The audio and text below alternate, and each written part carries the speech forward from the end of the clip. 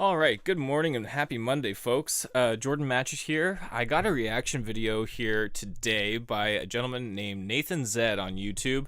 I've seen this gentleman's content a couple times. I find that he is very thoughtful and he has really good takes on things. And I also find it to be fairly relevant, probably because we're around the same age. Probably just because we live in the same world. And speaking of which, I hope that everything is going well in your world over there. It's a Monday. It is it's Monday morning, March 3rd, and it is every bit of a March day over here in British Columbia, Canada. And I hope that wherever you guys are, things are going well. There was an earthquake here last night, which was pretty scary. That woke me up. It lasted about 5 seconds. Nothing broke. My guitars are fine, which is the main thing. But aside from that, yeah, that's probably like the second one in like 3 weeks now. So yeah, that's pretty much what's happening. But again, we're watching we're doing a react today of a Nathan Zed video. So go check him out on YouTube. It's a really insightful one. He's got some really great takes on a plethora of different things. But this one caught me because it's titled How Trying Became Cool Again. And I thought that as a musician, this kind of hits home on a number of different levels, and thought that we would take a listen and just, do the react. The classic YouTube react. So let's just get right into it. Thank you guys for popping in today, if you guys are with me, and thank you for checking out this video in advance. Love you. Let's get into it.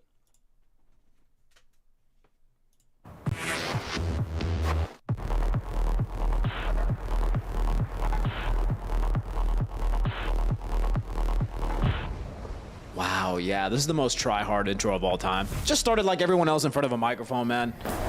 Okay, yeah, that's better. About a month ago, an artist named Doechii went viral for her talk show performance. This set had her and two other girls with elaborate hair, choreography, rapping really well. And the biggest tweet that came from this was, making those Harriet Tubman music is the cheat code for getting respected in rap. Now, this is an amazing tweet. This is just an amazing combination of words. This random assortment of words specifically chosen to piss people off. I gotta give it to you. This is a work of art. But this is part of an attitude that has been around for a while now. Don't do too much. This performance had nothing to do with politics, Harriet Tubman, slavery, nothing. She kind of just assumed that from the amount of effort that was being put in. Over time, it has become uncool to just try, like just to put in some effort. Don't do too much, okay? It's embarrassing. Just be nonchalant, be cool, be effortless. This has made everything boring. Everyone is too scared to try because that would be vulnerable. And I feel like only now are we seeing a shift back to people putting in effort and being rewarded for it. But more on that later. How did we even get here in the first place? Because it wasn't always like this.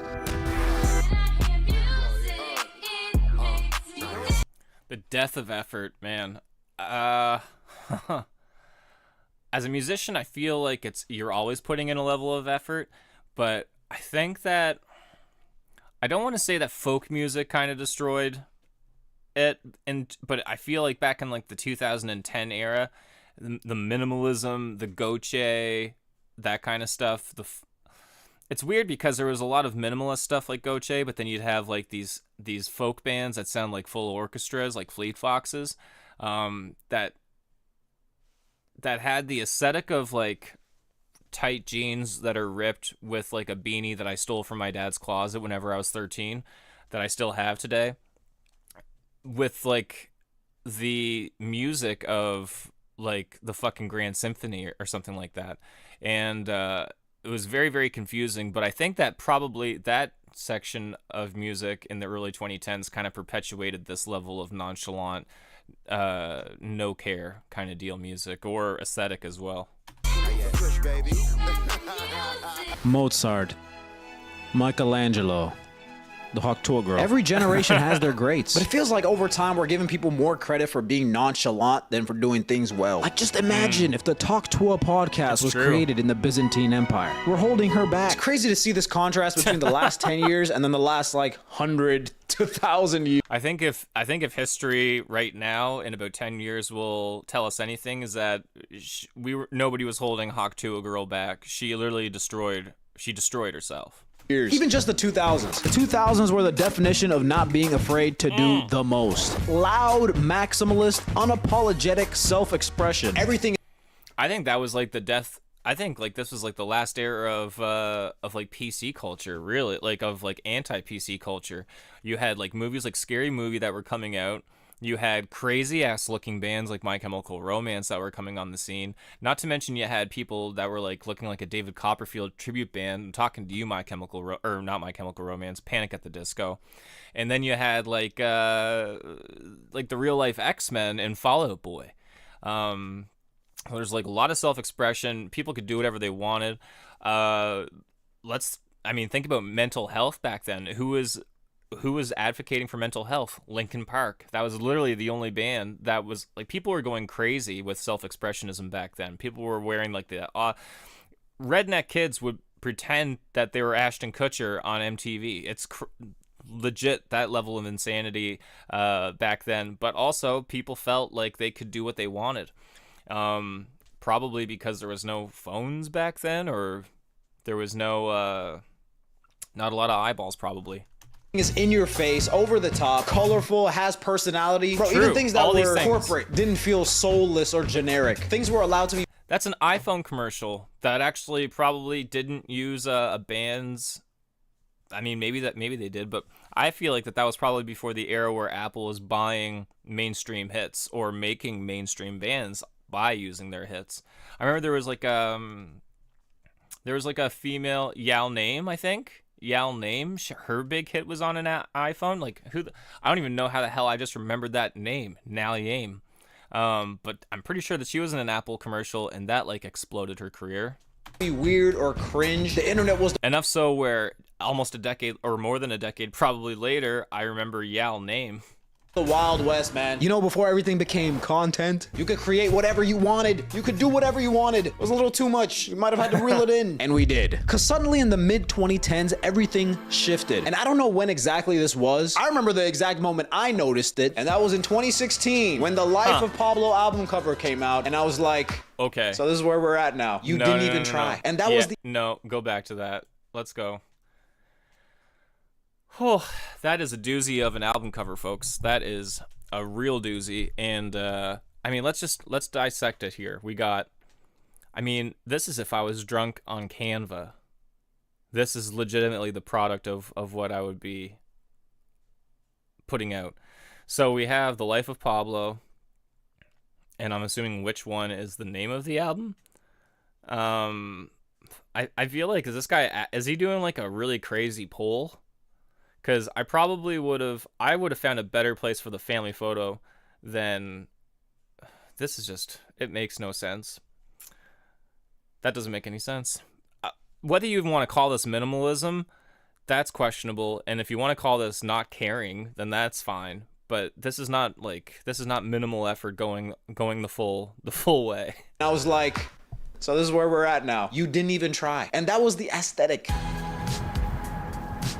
The whole deal in the mid-2010s was trying to look effortless, which is an oxymoron in itself. And you're an oxymoron if you tried it. Everything was redesigned to look more simple. I do remember this. Everything was getting boring, redesigned. bruh. Just straight up soulless. It's the same monotonous, no personality vibe. In the last 10 years, every movie started looking dim, dark, flat. Every movie has that Netflix look, bruh. In relationships, we became so detached. Everyone became so nonchalant. Dating now is a competition of who can care less the most. It's also why you're in your 8th situationship in the last 12 months. I'm not hating, I'm just noticing. Every day, another tweet goes viral about how we gotta bring back real yearning. Okay, I need to hear this again. Flat. Every movie has that Netflix look, bruh. In relationships, we became so detached. Everyone became so nonchalant. I think the nonchalantness came, I mean, we can all just go, the elephant in the room, and that everybody's going to say, well, technology and the cell phone perpetuated all this. And obviously there's a level to this, but we're also humans and have this thing called a brain, and free will and choice. And I definitely can say that, you know, technology does influence our decisions. There's no questions about that. And obviously from what we're hearing here, it's gone to the level that it's infested how we communicate and how we love one another, or how at least we choose to love one another. That I think that needs to be said. I just want to hear what he's saying about this again, because I think that this relationship thing is just so important. In relationships, we became so detached. Everyone became so nonchalant. Dating now is a competition of who can care less the most. It's also why you're in your 8th situationship in the last 12 months. I'm not hating, I'm just Who can care less the most? Whew. That is a big one. Just for the back again. Just for the back. Who can care less the most? Whoa. It's actually like, it's more powerful the more you hear it, I think. Dating now is a competition of who can care less the most. It's all. Wow. That's just like a big smack in the face, because we live in an age where we're all just right after like what's going on in here and up here. And it's almost like, I don't know. It's almost like we don't want each other to do well, even if we are in this together, which is so crazy.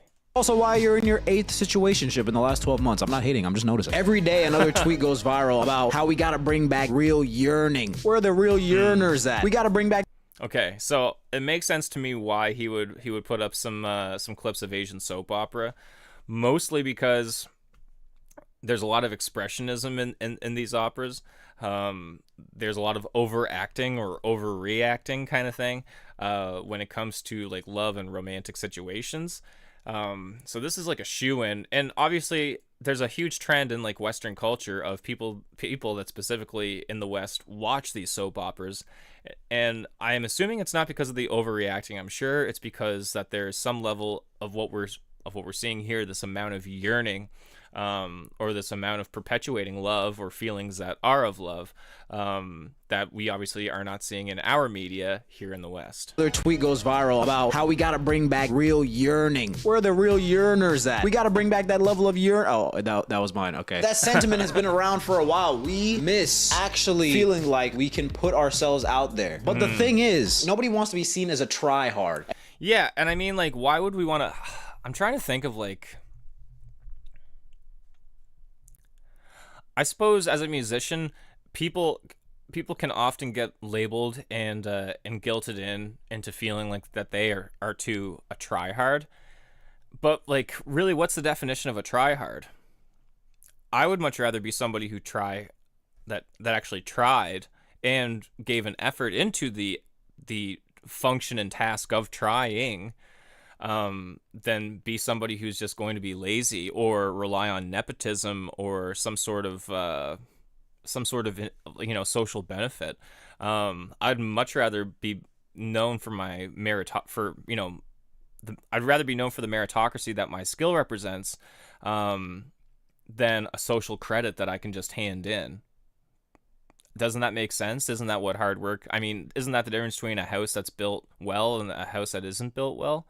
Is the fact that somebody actually gave a shit from the beginning and continued to give a shit till the end? Doesn't that make sense? So what is a try? Like, for me as a musician, people get guilted in because, that they work too hard, or that they're always busy and that they can't put time aside for friends or something like that. I don't think people really understand how much like time goes into, and the fact that we are just one person a lot of the time. Like, for me as an indie artist, I have select amount of time because I have so much stuff to do that revolves around my music that isn't even songwriting or even performing. It's the logistics of everything else like that. Whether it's building a presence or building a brand or having to make your own posters or having to delegate other people for a performance. It's a lot. So I think that it's very easy for us to get labeled into this try-hard category when we're simply just doing our job. And I think that a lot of lazy people have been perpetuated by this anti-try-hard or this anti-try, like, I call it a meme more or less, because it's like, how is anything gonna get fucking done? And that's like the only insult that could also be a motivational quote. It's like if I called you a keep going, don't stop, you got this. Look at this don't stop right here, bro. Look at this don't. Like, this can't stop, won't stop. That meme didn't come from hard work. That is not a hard work labor meme. that is like I can't stop, won't stop. Like that's a gym rat thing, but I really think that it got turned into like the party. It got definitely turned into like this party, like bro culture kind of deal, just by being associated with the fucking gym.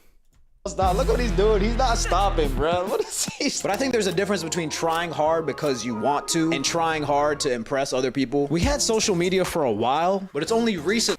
Also, does anybody ever kind of like get the association that tryhards have become associated with the word troll at all? I think that there's definitely a connotation there to be had. Where it feels like everyone feels like everyone is looking at them. So everyone's standing up straight, trying to be perfect. All eyes are on you. That's why every party looks like this now, where everyone's afraid to move at all. Instagram feels like LinkedIn, curating the literal peaks of your life to share. We're trying to understand this new landscape where anyone can be made fun of for doing anything. You can be minding your business in public, you do something a little bit off, and now, yeah, you check Twitter, that video is on friggin' 8 million people's timelines, and you're getting cooked. So the last thing you want is to be seen trying or failing at something. Everyone is walking on eggshells. Yeah, 100%. 100% people are walking on eggshells because for so long it's been like uncool to actually give a shit about anything really, and that blows my mind wide open all the time. Again, how does anything get done? Well, first somebody has to like do something. Well, where is the morale coming from that? Well, the hard work is the morale, really. And then the difference between, again, a house being built well and a house being not built well is that the house that is being built well, somebody started to build the house with an intention, and they continue to work on it with the same intention that they began. They did not falter, that like there was no stopping, you know what I mean? Whereas the bad built house, somebody was like, I'm going to build a house and it just needs to be 4 fucking walls. And there's no insulation in that house. The electrical is fucked, because nobody gave a shit about building something that is structurally sound. And it's the same thing with music. It's been the same thing with art. And honestly, it's been the same thing with fucking fashion. Like, look at the shoes that are coming out that has been like influenced by Yeezys. We're talking about putting a piece of cloth on our fucking feet instead of something that's actually like structurally sound. Like, go, you know, this is wild stuff. People have absolutely stopped caring for quite a while. And I definitely feel, just going back to Nathan Zed here. Press other people. We had social media for a while, but it's only recently where it feels like everyone feels like that the all eyes on me Tupac, like that's a whole theme today.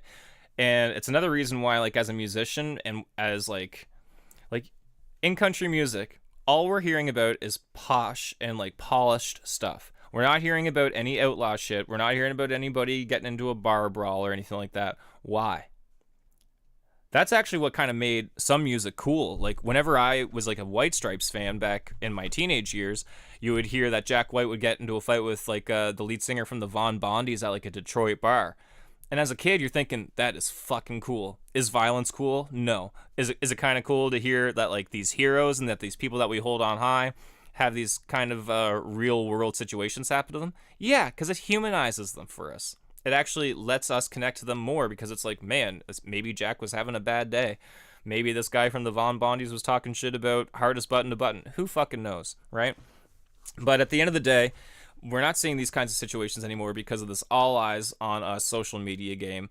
And even as like a musician who like goes out and sometimes like likes to see pleasures of the night and likes to go to a party once in a while and have a few drinks and blow off steam after a show, there's no fucking phones. Like, there's a reason why this is becoming a thing, is because there's too many snitches and there's too many rats as well out there. And people are irresponsible with their phones, and people are irresponsible with people's lives. Like, everyone is looking at them. So everyone's standing up straight, trying to be perfect. All eyes are on you. That's why every party looks like this now, where everyone's afraid to move at all. Instagram feels like LinkedIn, curating the... Yeah, man. It absolutely does feel like LinkedIn. It's... I mean, I don't know how much, like... I remember, like, in, like, 2010s as a salesperson, networking was, like, the huge thing, and, like, going to, like, a Chamber of Commerce event was essentially like this. It was, like, going to a party where there would be alcohol at the function. Not the intention of getting, like, lit up or anything like that, but it's essentially, like, a big room of LinkedIn, you you know, and it's kind of gross. And people aren't acting themselves because they're essentially they're cosplaying LinkedIn online. So they're pretending that they're online in a fucking room. It's crazy. Literal peaks of your life. And then on top of that, they do not try. They're just like, this is who I am. Everybody has a card ready in their pocket. But despite being around these people for maybe an hour and a half or 2 hours on a night at a chamber social like networking kind of thing, people are still not themselves. People are still not really giving their full effort. Nobody's really showing their full hand because it's uncool. Why would I do that? Why would I be transparent with you? The answer to that would be maybe because we're here to be in business together, or that potential is why we're here. Maybe that's why. Life to share. We're trying to understand this new landscape where anyone can be made fun of for doing anything. You can be minding your business in public, you do something a little bit off, and now, yeah, you check Twitter, that video is on friggin' 8 million people's timelines, and you're getting cooked. So the last thing you want is to be seen trying or failing at something. Everyone is walking on eggshells. Yeah, I feel like even going on and expressing an opinion today is like, whew, you better like, you're kind of holding your legs right after you click post. And I think it's because, like, again, this whole eyes on you, people are so afraid of I feel like cancellations. I do not feel exist anymore. I think that's kind of like the pendulum has swung the other way. I don't think we're going to see too many people get canceled for a while. That said, like, people do not even want to take that risk because we've seen what has happened and we've seen basically the pros and cons of this. Like, very few people come back or make a comeback after those kinds of tribulations happen to you. So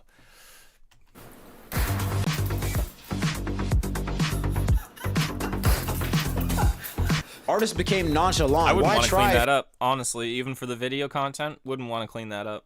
You'll be mocked if it doesn't sell well. In music, we traded elaborate rollouts, cool visuals for mysterious vibes, and aura. I've had enough.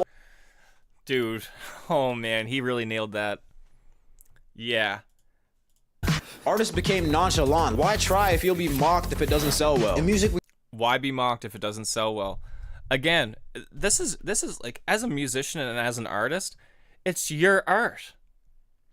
You, like, as far as like commercial success, if that's really what you're going after, buy a team that will help you accomplish that goal. But be an artist for the sake of being an artist, right? Like, I'm not just talking about Michael Jackson, but I'm just talking to the average viewer or the average musician or average songwriter. Like, yeah, do we all want to everybody has different goals, but I'm sure that some people out there want to have a set list of goals, and some of those might include like getting a Juno or a Grammy award, or I want to go on a national tour or an international tour, or I want to tour Japan, whatever it might be. Like, you got to find the way to get there, right? And it is very cool to tour Japan. It is very cool. So fuck anybody who says shit to you about that. We traded elaborate rollouts, cool visuals for mysterious vibes. Yeah, the mysterious vibes thing, I think, is definitely, again, perpetuated by hip-hop and pop music, but mostly hip-hop, because it's cool to be mysterious, and gangsters are mysterious. Put two and two together. And aura. I've had enough aura, all right? We get it. We don't know what you're up to. Post the dang song. I don't think the aura thing is over yet. In fact, I think that we're just starting to see the beginning of aura. I think we're going to see a lot more of it, and I don't think it's going to be good. I think it's going to be disingenuous, very much so. Because how is it possible to have like aura when you don't even have mysteries? The two have to coincide with one another, and I think we're going to start seeing aura without the mystery, and it's just going to fall flat on its face. It became more attractive in relationships to be nonchalant. Why try if you'll be hurt if you put yourself out there? You need to ignore her, bro. If you ignore her and don't talk to her, don't text her for a week, you're going to be amazed at what happens. Okay, I don't get this guy's melting my brain just listening and looking at this fucking idiot. How does this make any sense, dude? You'll be hurt if you put yourself out there. You need to ignore her, bro. If you ignore her and don't talk to her, don't text her for a week, you're going to be amazed at what happens next. If you're just chill. No, you won't be amazed. It's called playing hard to get, and your mom and daddy played it long, long, long ago. This is not new bro science, you fucking idiot. go drive your, like, that guy is on his way to an Uber Eats someplace. Oh man, it's like you have nothing to lose, but we have robbed. You have nothing to lose. That's so crazy. That's a crazy philosophy to go by, especially if that's your like approach to dating or like picking up. That's so fucking crazy. To anybody that's out there that thinks that that's the way, that is not the way. God. It's not even cool to try to figure out who or what you like anymore. It's just like, now you let the girls, like, this is just fucking insane. Ourselves of the joy of expressing ourselves to the fullest extent. Even right now, somebody could be like, oh my gosh, this guy's doing too much. What is he talking about? He's running. I don't care. I'm not limiting my enjoyment of life just so other people won't think I'm enjoying life too much. Like, come on. Listen, this makes so much sense. Enjoyment of life. We have robbed ourselves of the joy of expressing ourselves to the fullest extent. Even right now, somebody could be like, oh my gosh, this guy's doing too much. What is he talking about? I mean, I kind of feel that way about this egg splatter. He is doing too much of that egg splatter. He needs to knock it off. Find something else, dude. This is gross. Ourselves to the fullest extent. Even right now, somebody could be like, oh my gosh, this guy's doing too much. What is he talking about? Nathan, he's running. I don't care. I'm not limiting my enjoyment of life just so other people won't think I'm enjoying life too much. Like, dude, this sounds like something like that I was raised like around, like a philosophy in elementary school. It's like, who, like, it's kind of like that free expressionism, that early 2000s thing. It's like, who cares, you know? And it's definitely not the same thing as like laugh like no one's, like, sing like no one's listening, laugh like no one's you know, that kind of shit. It's not that. But I was raised like, if people don't like what you're putting down, then screw them. Like, the stuff that you're doing is not for them. You're not supposed to be, everybody's not supposed to be your friend. And especially on social media, I think that we have this delusion like everybody should be our follower, or like everybody is just a number, and that is not the case. The nonchalant of like trying even into the section of like friendships and stuff like that is like totally whack. Come on, y'all are not enjoying life enough for me. I'm sorry. The irony is like, people would say like, go enjoy your life. Yeah, go enjoy it. You know what I mean? Like, live your life, that kind of deal. And I think that you know, having the cameras and having the pressure of social media and stuff like that it can be debilitating for sure. Look of nonchalance takes so much effort that you might as well just try, bruh. You already are. And I think people are getting tired of this nonchalance, and we're finally seeing a shift. That's the one thing about the Grammys. I saw a lot of like actual I give a fuck. Like, a lot of these moments were really, really nice. I mean, even Kendrick, the amount of support that Kendrick had in that room, I don't think we've seen that like at an award show, maybe except for like the Oscars, but I don't think we've seen this kind of stuff in a while. You know, like, we haven't seen like real tears. We haven't seen real support between peers like we have over the past recent. And it kind of gives me hope that that trying is on the up and up, you know, and that people are starting to respect and appreciate meritocracy in its finest and most authentic form. And we're finally seeing a shift. The pendulum is swinging back. Artists are 100%. finally putting themselves out there more and getting rewarded for it. Like, just a couple of years ago, DJ Khaled was saying Tyler the Creator makes mysterious music. It's called albums that you actually hear the songs, not no mysterious shit and you never hear it. This is one of the funniest terms because it's a mystery to me how DJ Khaled is allowed to make music. Tyler was offbeat. He was weird. It's not really the type of music that you hear at barbershops. But that's fine. Can that not exist? And now with Chromacopia, we got to see a refreshing, dope. Yeah, that's crazy, because you obviously within mainstream media there's like a cookie cutter mold and stuff like that, particularly within like the hip hop and dance club kind of stuff. Obviously, there's people want to dance to a specific kind of thing, and that specific kind of thing is generally whatever is new. So when somebody like Tyler the Creator, or a real artist that's not DJ Khaled, comes on the scene and starts, you know, fucking shit up, obviously their peers / competitors in the club, you know, in the club mix and people that are DJing, like, obviously there's going to be some contention there, and people are going to fire back at Tyler the Creator for, you know, doing things that are whack when they're truly just creative and still danceable. rollout in a time when people announce music and it doesn't come out for months to years. The album was announced. There was real world building. The colors, the characters, the sounds were distinct. This guy's actually putting in effort, man. This is what I'm talking about. The bare minimum. That's all I need. And he sold 300K first week. His biggest album yet. More than any album DJ Khaled has ever sold. Yeah. Like, look at all the... Okay, just really quickly, that is a difference right there. That is a very, very good difference in the hip hop and R&B world, where meritocracy outruled what happened in the mainstream. Was I mean, I've never listened to a DJ Khaled song full from start to finish. I cannot say that in good conscience that I have. I have listened to probably a few Tyler Creator songs, and I'm also a fan of just what he does, whether it's a podcast or anything. But with that being said, this is a tried and true case of where the artist and the meritocracy that they brought to the table to, you know, as an artist to as a product, just beat the shit royally out of DJ Khaled. Was DJ Khaled a more popular name? Was it a more household recognizable name? Perhaps. But Tyler, the Creator, despite not being that mainstream, still won out in the long run because he is a true artist and he tried with a piece of art. And DJ Khaled did not. He probably just played around on a fucking Ableton push. The pop stars of the last year, we finally got like a pop renaissance. These are all artists that have literally grinded for like 10 plus years. And that's why I feel so much more earned to see them win. Artists like Chappell Roan taking pop back to being elaborate and maximalistic. Is that a word? I don't know. Doing the most in the best way. This is what I'm talking about, Brian. I need y'all. This is pop music. Y'all know where this came from. Why is everybody trying to act too cool for this? You have to be out there. You have to be interesting. Yeah, this is. I mean, I feel like we're getting. I don't want to pause on that one because I don't want YouTube to kill me.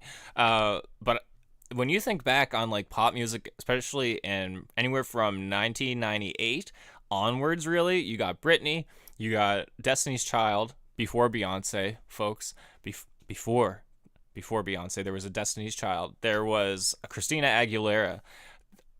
There was a lot of spectacle going on back in the early 2000s in pop music. And I think that shit just got watered down again due to hip-hop beats becoming popular, you know, due to the rise of just, like, more online attention.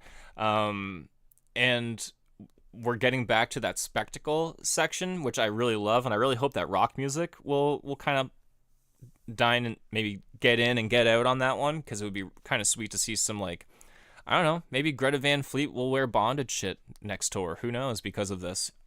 Who knows? But it's nice to see that entertainment is becoming entertainment again, and people are not taking it too seriously, and that we are just here for the music. Back to that. Even with how minimalistic Brat was and the whole Brat summer movement, Charlie XCX was putting in a ton of work, bruh. People got so tired of Drake not really feeling like he's trying at all, to the point where they were rooting against. I honestly have never fallen for the Drake scheme. I honestly don't think I can say that I've listened to a full Drake. I appreciated Drake's work as Jimmy in Degrassi Junior High. That's really where me and Drake. I like Jimmy. I don't like Drake. That's just where I'm at.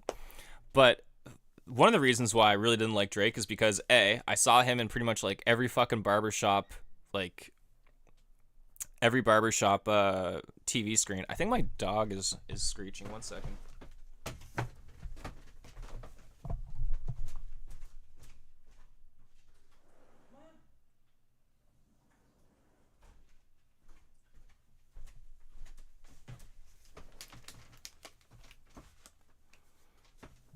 Yeah, one of the reasons why is because like all I would really see Drake as more as like I wouldn't say culture vulture, but that's kind of from the outside looking in without going after any of his music.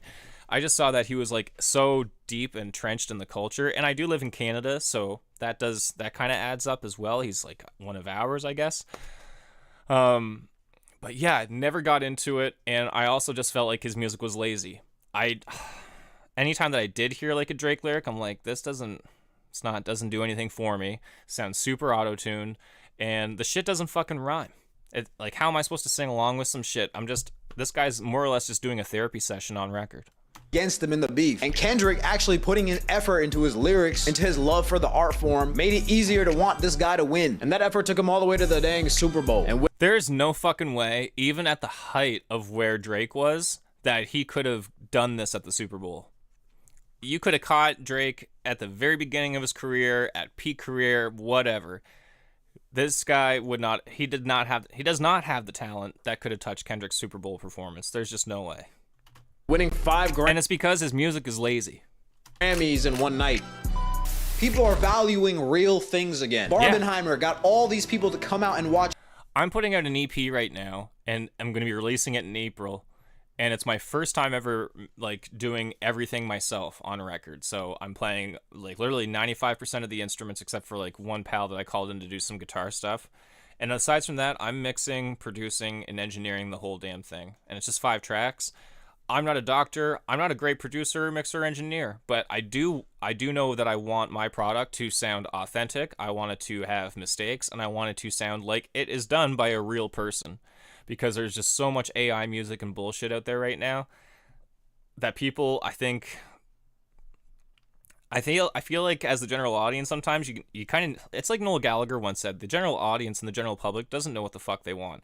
Whether it comes to fashion, whether it comes to music. Like, nobody asked for Jimi Hendrix, but they got him. Nobody asked for Oasis, but they got him. Nobody asked for Nirvana, but they got him.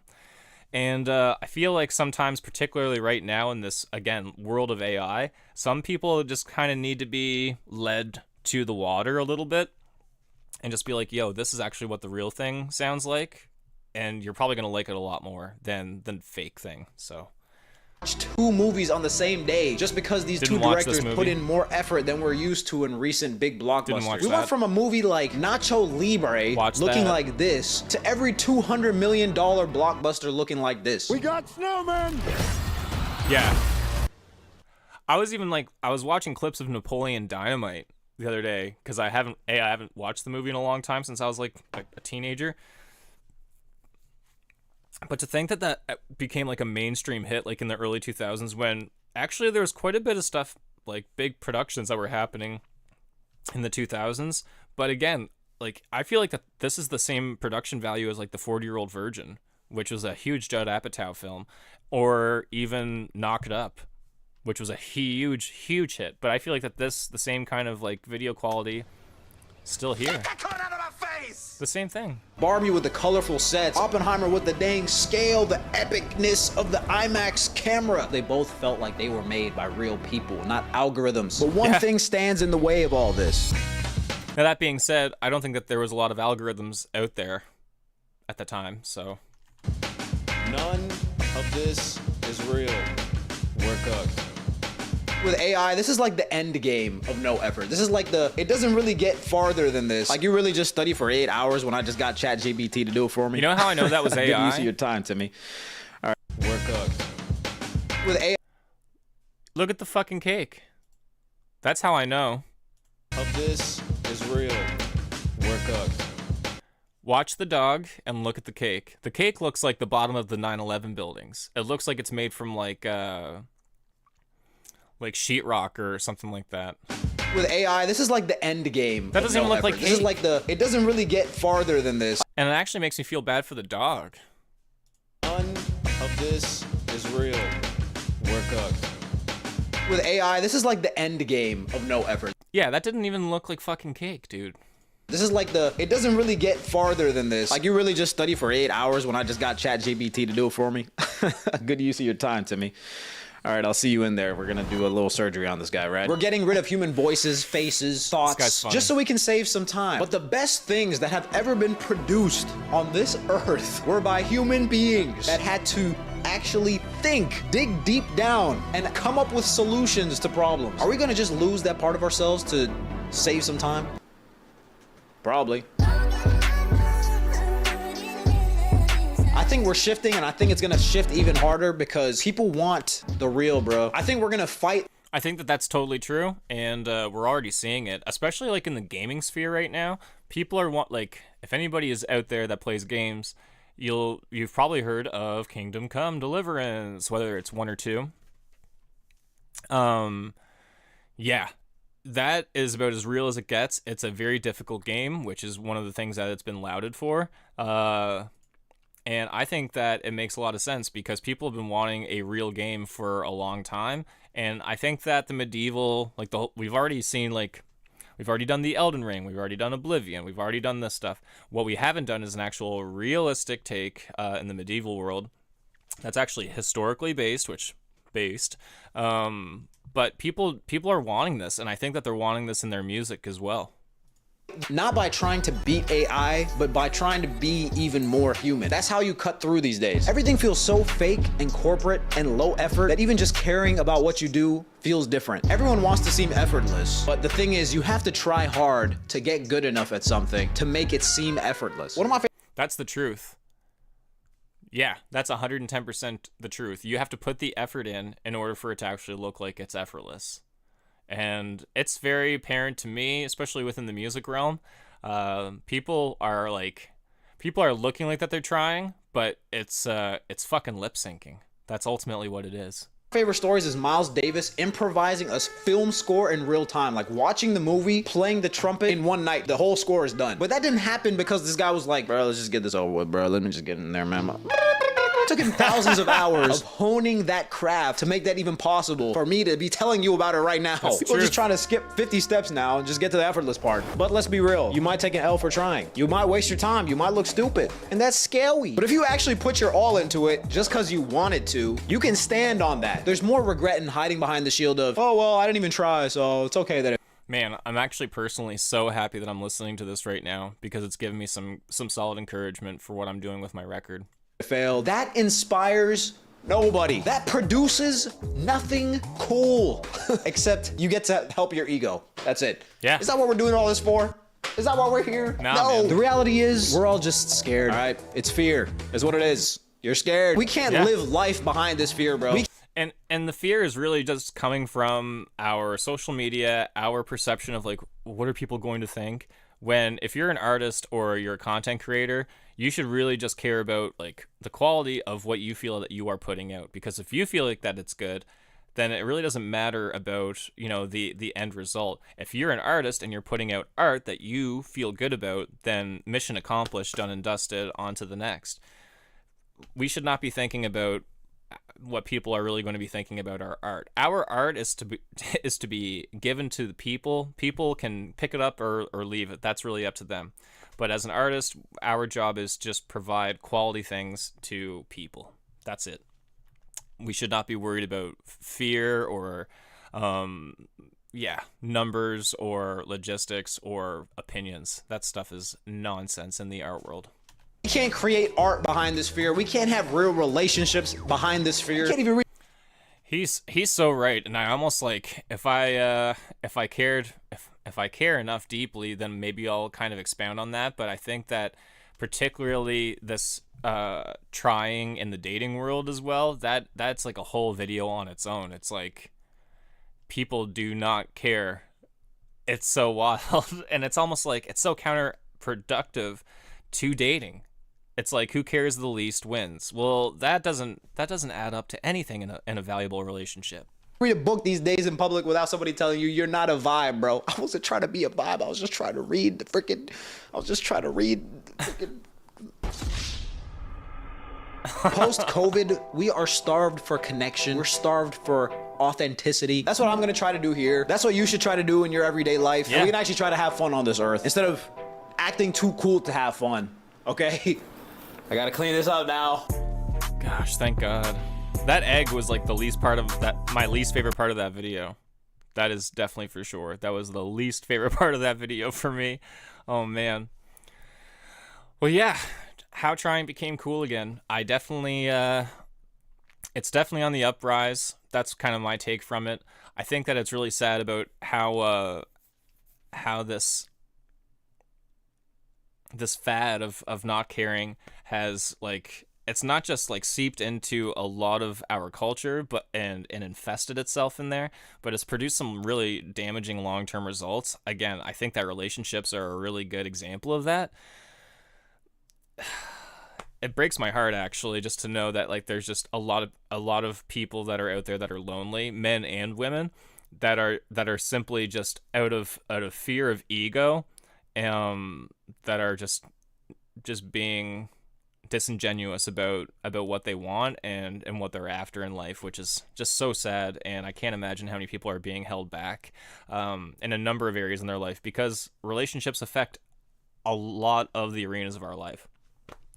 And then as far as like music goes, yeah, I personally, I feel that, you know, there is like this like level of like, we did this, it's good enough, let's call it a day, versus like, okay, no, from start to finish, we're actually going to make a quality product here. And that's when we call it a day. And the worst part is that there's just so many bad actors, and that there's just so many that, I mean, the general population is just used to gruel for content, that we're just eating it anyway, regardless of the gruel factor. Oh, it's tough, but I am encouraged to know that Nathan here, that Nathan Zed, go check him out. Obviously, he has a very, very, very successful channel. I am encouraged to know that he does see things that are on the uptick, and hopefully this is going to help out a lot of different areas, and hopefully art will become more enriching as people are seeking out the real. And again, as a musician, I'm working on a record right now. I'm trying to make it as filled with as many mistakes as possible, so that way I don't need to tell people that the difference between that this is real and that's AI or something like that. But yeah, aside from that, folks, I really hope that you guys are having a fantastic Monday. I'm going to kick rocks out of here. I'll probably edit this into 2 sections for an actual video. So if anybody's popped in today, and if you guys actually want to watch this, stay tuned. If you're not subscribed, feel free to subscribe on my channel. Like I said, I'm going to have probably split this stream into 2, and then upload them later on. Yeah, Nathan Jesse, thank you so much for giving me a great video this morning. This is awesome. It's actually been really inspirational for me, and I'm going to be watching your content a lot more, brother. Thank you again, and thank you to anybody who popped in on the stream today. You guys rule. My name is Jordan Matchett, and I love you. Goodbye.